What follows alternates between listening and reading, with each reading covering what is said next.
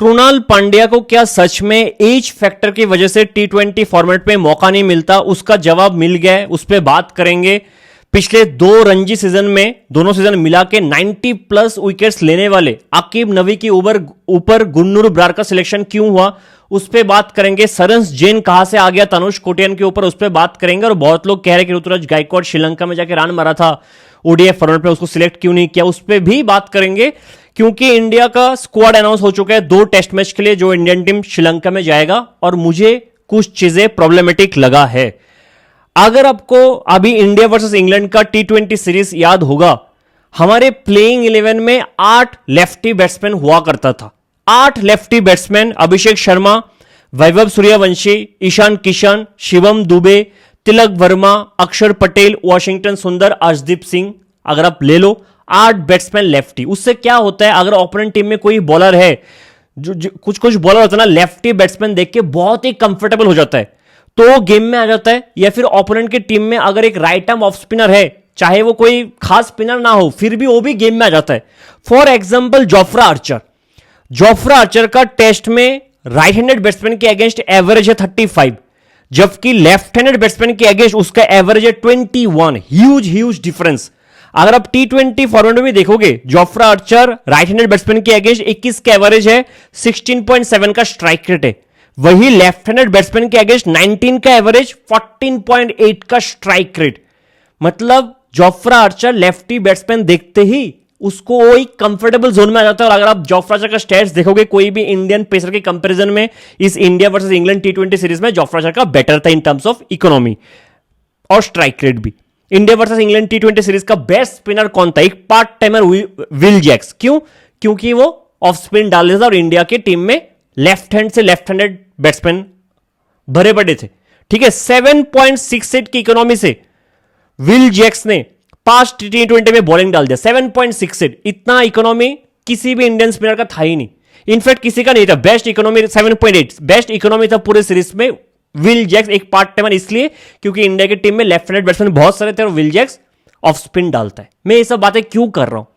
ये जो 15 मेंबर्स का स्क्वाड अनाउंस हुआ है आज इंडिया का, उसमें 9 के 9 बैट्समैन, 15 में से 9 बैट्समैन लेफ्टी बैट्समैन है। आप एक बार देख लो, Yashasvi Jaiswal, Sai Sudharsan, Devdutt Padikkal, Rishabh Pant, Ravindra Jadeja, Manav Suthar, Saransh Jain, Kuldeep Yadav, Gurnoor Brar, 9 batsman left handed batting करता है। अगर आप एक प्रोबेबल प्लेइंग 11 भी बनाओगे, मान लो जायसवाल के साथ केएल राहुल ओपनिंग करेगा, नंबर 3 पे साई या पाडिक्कल, अगर साई फिट रहेगा तो साई ओपनिंग नंबर 3 पे खेलेगा, 4 पे शुभमन गिल, 5 पे ऋषभ पंत, 6 पे जडेजा, 7 पे सरंस जैन, 8 पे मानव सुतर, 9 पे बुमराह, 10 पे गुरनूर, 11 पे सिराज। अगर आप एक पेसर को कम करना चाहोगे, गुरनूर को बाहर करके आप ध्रुव जुरल को डाल दोगे, फिर भी 6 लेफ्ट हैंडेड बैट्समैन है। जायसवाल, साई, पंत, जडेजा, सरंस और मानव सुतर। मानव की जगह कुलदीप खेलेगा तो लेफ्टी हो गया। प्लेइंग 11 में 6 लेफ्टी बैट्समैन रहेगा और इंडिया फिर से फंस सकता है, जो मुझे एक मेजर प्रॉब्लम लगता है। अगर आपको, क्योंकि श्रीलंका में वो लोग कभी कभी रैंक टर्न दे देते यार टेस्ट मैच पे। अगर न्यूजीलैंड जब गया था 2024 में रैंक टर्नर दे दिया था, हम जब ओडीआई खेलने गए 2024 में रैंक टर्नर, जहां पे उनके मेन स्पिनर सीरीज से बाहर हो गए थे, हसरंगा और एक कोई स्पिनर तो बाहर हो गया था, जो उनके रिजर्व के स्पिनर्स आए थे उनके अगेंस्ट हम बैटिंग नहीं कर पाते, ऐसा टर्नर दे रहा था हमको। उधर अगर आप लेफ्ट हैंडेड बैट्समैन इतना लेके जाओगे, अगर 2 ढंग के राइट आर्म ऑफ स्पिनर हुआ और हमारा ये हो गया, रैंक टर्नर मिल गया, हमारे बैट्समैन टिक ही नहीं पाएंगे यार। हमारे घर पे न्यूजीलैंड ने क्या किया था? हमारे घर पे आके कोई भी स्पिनर, एक लेफ्ट आर्म ऑर्थोडॉक्स और एक right arm off spin part timer, ये लोग भी हमें तंग करके चले जाते। ऐसा हमने लगातार देखा है, लगातार। तो मुझे थोड़ा बहुत प्रॉब्लमेटिक लगता है कि 9 बैट्समैन, जो 9 राइटी बैट्समैन आप 50 मेंबर स्क्वाड में डाल रहे हो, मेरे लिए तो प्रॉब्लमेटिक है। एक जो मेजर चीज है इस स्क्वाड में कि सरंस जैन को मौका मिला, उनका पिछला 1 साल बैट और बॉल दोनों से बेहतरीन रहा है। पिछले 1 साल में इस फॉर्मेट में, रेड बुल फॉर्मेट में, batting average 54, bowling average 24, 12 match पे 57 विकेट्स लिया है। ठीक है, अगर इस साल लास्ट ईयर का रणजी भी देखोगे, 518 रन, 52 का एवरेज, 30 इनिंग्स पे 30 विकेट। अभी जो इंडिया वर्सेस श्रीलंका का टेस्ट सीरीज हुआ था, उधर भी उन्होंने 7 विकेट लिया, एक मैच पे बैट से भी 70 रन कंट्रीब्यूट किया। तो उनका तो मतलब well deserve player, right handed off spin और लेफ्ट हैंडेड बैट्समैन, बहुत अच्छा प्लेयर है, लेकिन 33 ईयर्स ओल्ड है। ठीक है, मैं सरंस जैन के लिए बहुत खुश हूं। जब जब मैंने कहा है कि व्हाइट बॉल फॉर्मेट में इंडियन स्पिन ऑलराउंडर्स का फॉर्म डाउन हुआ है बॉल और बैट दोनों से, और मैंने कहा कि कृणाल पांड्या को एटलीस्ट T20 में तो होना ही चाहिए था स्क्वाड में। अगर मान भी लेते कि मेन स्क्वाड में जगह नहीं बन रहा है कृणाल पांड्या का, जिम्बाब्वे टूर पे तो कंपलसरी होना चाहिए था हर्ष दुबे के ऊपर कृणाल पांड्या को। तो सबका एक्सक्यूज यही था कि कृणाल पांड्या के अगेंस्ट उसका एज फैक्टर है, वो 35 ईयर्स ओल्ड है अपेरेंटली, तो T20 नहीं खेल सकता। तो आप मुझे कह रहे हो कृणाल पांड्या जो इतना बेहतरीन फील्डर है, इतना एथलेटिक है, वो T20 फॉर्मेट नहीं खेल सकता, लेकिन सरंस जैन 33 ईयर्स ओल्ड 5 दिन का टेस्ट मैच खेल सकता है। ये आपको जवाब मिल गया कि कृणाल पांड्या के साथ पॉलिटिक्स हो रहा है। Age is never an issue, age is never an issue. अगर 33 years Saransh Jain old Saransh Jain debut कर सकते टेस्ट मैच पे, तो कृणाल पांड्या 35 के एज में जिस फॉर्म पे है और बाकी हमारे स्पिन ऑलराउंडर के जो फॉर्म है, उस हिसाब से कृणाल पांड्या को अभी तक इंडिया के लिए T20 खेल लेना चाहिए था इस साल, लेकिन नहीं मौका मिल रहा है। ठीक है, अगर मैं आपको एक हाइपोथेटिकल सिचुएशन देता हूं, मान लेते हैं कि सरंस जैन एग्जिस्ट नहीं करता इंडिया में और कृणाल पांड्या एक राइट आर्म ऑफ स्पिनर है। आप गौर से सुनना, सरंस जैन एग्जिस्ट नहीं करता इंडिया में, कृणाल पांड्या एक राइट आर्म ऑफ स्पिनर है और वॉशिंगटन सुंदर इंजर्ड है। मैं लिख के देता हूं वॉशिंगटन सुंदर के जगह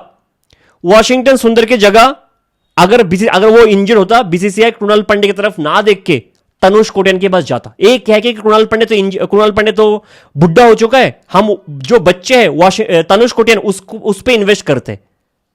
तो अभी क्यों नहीं किया आपने?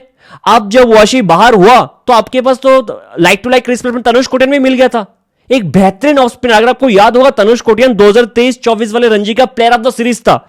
2023-24 वाले रणजी में तनुष कोटियान ने 502 रन बनाया था 42 के एवरेज से और 29 विकेट्स लिया था 17 के एवरेज से। पिछला 2 सीजन रणजी का वो ठीक से खेल नहीं पाया, थोड़ा इंजर्ड था। अभी तो अपने एज का नहीं सोचा कि नहीं तनुष कोटियान नहीं, हम सीधा सरंस जैन के पास जाते। सेम गोज फॉर शैम्स मुलानी, ये चीज मैंने पहले भी कहा है। शैम्स मुलानी पिछले साल रणजी में 30 विकेट लिया है, बैट से 328 रन बनाया है 41 के एवरेज से। लेकिन आपने सिलेक्ट किसको किया था अफगानिस्तान सीरीज में? मानव सुतर, जिसने रणजी में पिछले सीजन 125 रन बनाया था 31 के एवरेज से और 18 विकेट लिया है। और अगर आप ओवरऑल स्टेट्स भी कंपेयर करोगे, Shams Mulani is far better than Manav Suthar, Tanush Kotian is far better than Saransh Jain. तो जब मैंने क्वेश्चन उठाया था कि अफगानिस्तान सीरीज में शैम्स मुलानी क्यों नहीं है, जब अक्षर और जडेजा दोनों नहीं है, तब तो शैम्स मुलानी का जगह बनना चाहिए था। तब लोगों ने कहा एज फैक्टर, इसलिए हम यंगस्टर पे इन्वेस्ट कर रहे तनुष कोटियान। तो उस लॉजिक से तो इस बार मानव सुतर पे हम इन्वेस्ट किए, तो उस लॉजिक से तो हम इस बार तनुष कोटियान पे इन्वेस्ट करना चाहिए था। लेकिन इस बार तो हम 33 ईयर्स ओल्ड बुड्ढे पे इन्वेस्ट किए। Then why not Krunal Pandya T20s? तो ये जो लॉजिक है, जो सिलेक्शन का रूल है, वो मेरे समझ से बाहर है कि क्या ये प्लेयर टू प्लेयर वेरी करता है कि अगर ये मेरे पसंद का प्लेयर है, चाहे वो 40 साल का भी हो, वो खेल सकता है। लेकिन अगर ये मेरे नापसंद का प्लेयर है, अगर उसने 27 ईयर्स ओल्ड क्रॉस कर लिया, तो हम कहेंगे नहीं यार, ये यंगस्टर नहीं है, 20 साल के बच्चे पे इन्वेस्ट करता है। तो अगर आप जो रूल है, आपका जो रूल बुक है, वो अगर पब्लिकली आप अनाउंस कर दोगे, रिलीज कर दोगे, तो हम भी पढ़ के थोड़ा बहुत क्रिकेट सीख लेंगे कि हमें भी पता लगे कि क्यों शैम्स मुलानी को कभी मौका नहीं मिला, क्यों तनुष कोटियान को इस बार मौका नहीं मिला, क्यों कृणाल पांड्या को T20 में मौका नहीं मिला। थोड़ा हम भी समझ लेंगे क्रिकेट को बेटर। मैं किसी को ब्लेम नहीं कर रहा हूं, मैं सिलेक्शन कमेटी मैनेजमेंट किसी को ब्लेम नहीं कर रहा हूं कि प्लेयर्स इंडिया में इतने हैं, आप किसी को भी सब अच्छे, किसी को भी उठा के लोगे बेटर परफॉर्म करके देगा।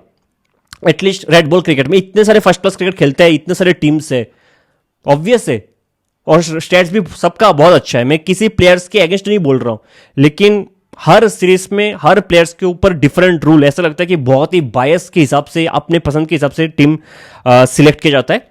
एनीवे, थोड़ा बैटिंग पे आते हैं। अगर जयसवाल और केएल राहुल तो ऑब्वियस है टॉप ऑर्डर के बैट्समैन। नंबर 3 पे साई सुदर्शन या फिर देवदत्त पडिक्कल। अगर साई सुदर्शन पहले मैच के लिए इंजर्ड हुआ, तो अगर फिटनेस टेस्ट क्लियर नहीं कर पाए, तो देवदत्त पडिक्कल खेल जाएगा। दोनों ने अभी श्रीलंका में जो सीरीज हुआ था इंडिया ए का, उधर रन बनाया। देवदत्त पडिक्कल तो रणजी में कब से, डोमेस्टिक में कब से रन बना रहा है, हर फॉर्मेट रन बना रहा है, और साई को आपने इतना लॉन्ग रन दिया है तो वो भी रन बनाने लग गया है।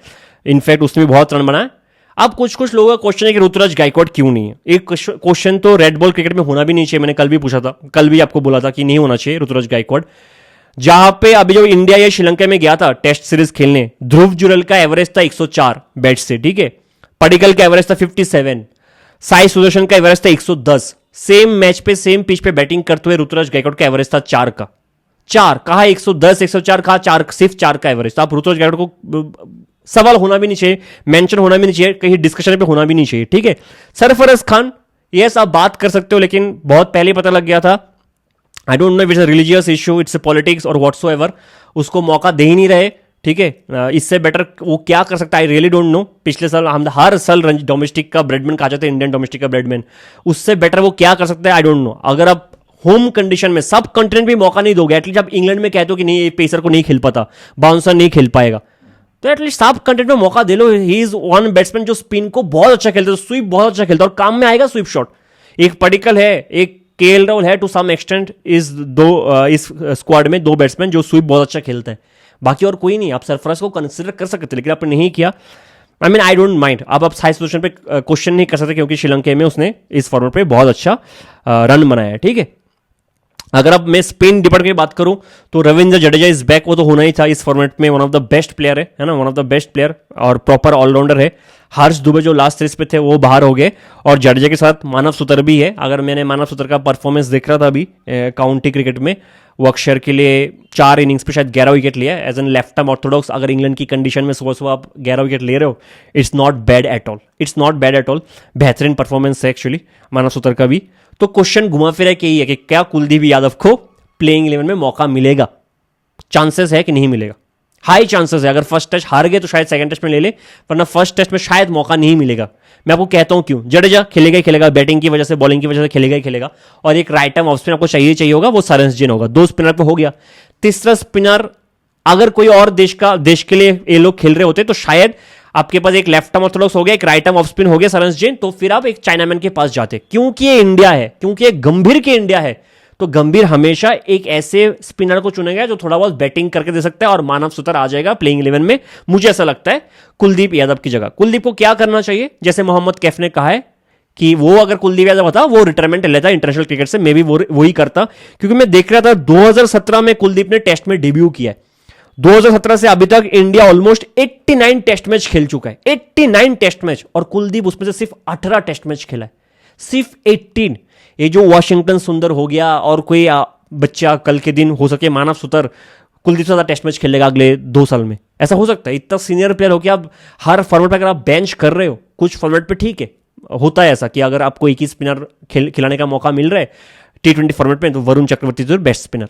लेकिन टेस्ट फॉर्मेट पे कुलदीप को जब चला गया, क्या बोलते हैं, अश्विन चला गया, फिर जडेजा ब्रेक पे रहता है, जडेजा को बहुत बार इंजरी हुआ है, उसके बाद भी अगर कुलदीप प्लेइंग में मौका जगह नहीं बना पा रहे, आप इंग्लैंड में सीरीज हार रहे हो, फिर भी आप एक चाइनामैन का जगह नहीं बना पा रहे हो, तो आई रियली डोंट नो कि कुलदीप को इससे बेटर क्या करना चाहिए। Retirement is the best thing he can do according to me. अगर मैं पेसर्स की बात करूं, Mohammed Siraj is back, Afghanistan series में भी वो था, फिर वर्कलोड मैनेजमेंट बोल के उनको हटा दिया था। उसके बाद जो नेक्स्ट बिग क्वेश्चन है कि आकिब नबी को क्यों सिलेक्ट नहीं किया और गुरनूर का सिलेक्शन कैसे हो गया, ठीक है। मैं दोनों तरफ से क्लियरिफाई करता हूं। मुझे गुरनूर से भी कुछ प्रॉब्लम नहीं है, एटलीस्ट इस फॉर्मेट में तो होना ही चाहिए उनका सिलेक्शन। आकिब नबी का बेस्ट शॉट था कि उसको अफगानिस्तान सीरीज पे आप लेते, एक ही मैच था, आप उसको खिलाते भी, आपने उधर ही उसको सिलेक्ट नहीं किया। जिस बंदे ने 60 विकेट लिया है, 60 विकेट्स एक सीजन रणजी में, एक पेसर होके इंडिया के कंडीशन में, आपने उसको अगर अफगानिस्तान के साथ मौका नहीं दोगे तो फिर कब दोगे? अगर आप जिम्बाब्वे के अगेंस्ट प्रभ सिमरन को नहीं खिलाओगे तो कब खिलाओगे? फिर स्क्वाड में मत लो ना यार, फिर स्क्वाड में मत लो। मेरे मतलब टोटली इलॉजिकल चीज है, ठीक है। गुरनूर ब्रार और आकिब नबी के बीच मैंने बोला था कि गुरनूर ब्रार ने 2024 में जब बांग्लादेश वाला सीरीज हुआ था इंडिया के अगेंस्ट, चेपॉक में आके क्या किया था, फिर पागल ही हो गया था चेन्नई के कोचेस भी और इंडियन मॉर्नी मॉर्कल भी गुरनूर ब्रार के लिए, उसके उधर से उसका फर्स्ट ट्रैक हुआ है। लेकिन अभी जो इंडिया और श्रीलंका का टेस्ट सीरीज हुआ है, उधर गुरनूर ब्रार ने 2 इनिंग्स खेला है, मतलब एक ही मैच खेला, उसने 10 विकेट ले लिया, 10 विकेट्स। जहां पे आकिब नबी भी थे, आकिब नबी दोनों मैच खेला है, 4 इनिंग्स पे उसने 6 विकेट लिए। तो अगर आप उस सीरीज के बेसिस पे आप जज करोगे तो Gurnoor Brar was far better then Aqib नबी। एक जो रीजन बन जाता है कि उसका पेस बहुत ही कम है, आकिब नबी को एक रीजन ऑब्वियसली बन जाता है, ठीक है।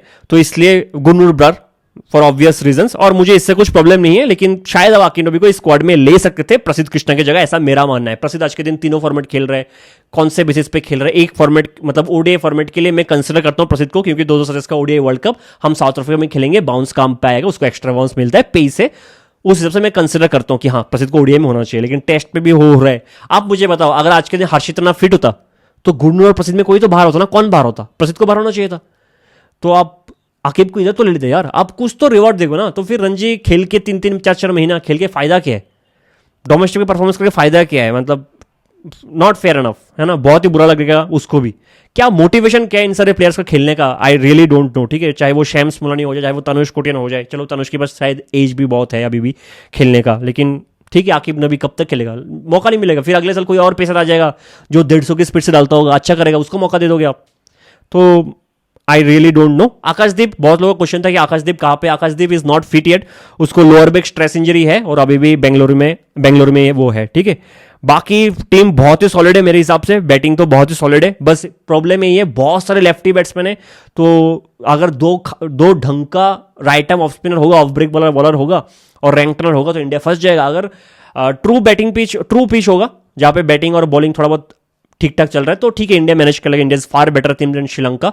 अगर रैंक टर्नर हुआ तो हमने देखा कि खराब टीम आके भी खराब स्पिनर्स के साथ भी साउथ अफ्रीका ने करके दिखाया हमारे अगेंस्ट, न्यूजीलैंड ने करके दिखा, जहां पे उनके पार्ट टाइमर एजाज पटेल इसलिए बोल रहा हूं, वो 4-4 साल टेस्ट क्रिकेट नहीं खेलता, सीधा जब इंडिया में आता है न्यूजीलैंड उसको लेके आता है, वो 10-10 विकेट ले लेता है। ठीक है, same goes for south Africa भी। ठीक है, जो कहीं पे स्पिनर्स को मदद नहीं मिलता, साउथ अफ्रीका स्पिनर्स आता है, एक लेफ्ट आर्म में भूल भी गया उसका नाम, वो आया, उसने हमें खत्म करके चला गया। ठीक है, तो ऐसा ट्रैक होगा तो डर तो लगेगा, स्पेशली जब 7-8 बैट्समैन आपका लेफ्टी है, डर लगना भी चाहिए। लेकिन मैं उम्मीद करता हूं कि अच्छा करे ध्रुव जुरैल। 1 सेकंड में कहना चाहूंगा क्योंकि ध्रुव जुरैल डोमेस्टिक पे जहां पे जाता है, 50 ओवर फॉर्मेट हो जाए, टेस्ट क्रिकेट हो जाए इंडिया के लिए, जहां पे जाता है वहां पे उसका रन है और उसका एवरेज शायद 90 के ऊपर होगा। अगर आप सिर्फ इंडिया ए और फर्स्ट क्लास का कंसिडर करोगे पिछले 1.5 साल में, एवरेज 90 के ऊपर होगा श्योर शॉट। लेकिन जैसे वो इंडियन टीम में आता है उसका परफॉर्मेंस उस लेवल का नहीं रहता जितना वो डोमेस्टिक में रहता है। वो मुझे एक देखना है कि ध्रुव जुरैल क्या करता है, और बाकी मुझे साई सुदर्शन का देखना है। वो उसका बैकफुट में वो स्पिनर को ज़्यादा खास नहीं खेलते। Sai Sudharsan is not a great batter against spinners specially in backfoot. ठीक है, तो वो मुझे देखना है कि क्या करता है। अगर देवदत्त पडिक्कल पहला मैच खेलता है तो उसका भी देखना है। बाकी तो टीम बहुत अच्छा है। मुझे लगता है बहुत हद तक केएल राहुल और शुभमन गिल पे डिपेंड करेगा ये टीम कैसे करता है, और ऋषभ पंत की एग्रेसिवनेस पे डिपेंड करेगा, वरना ये टीम थोड़ा बहुत तो फंस सकता है अगर रैंक टर्नर हुआ। मिलते हैं अगले वीडियो में, तब तक के लिए जय हिंद।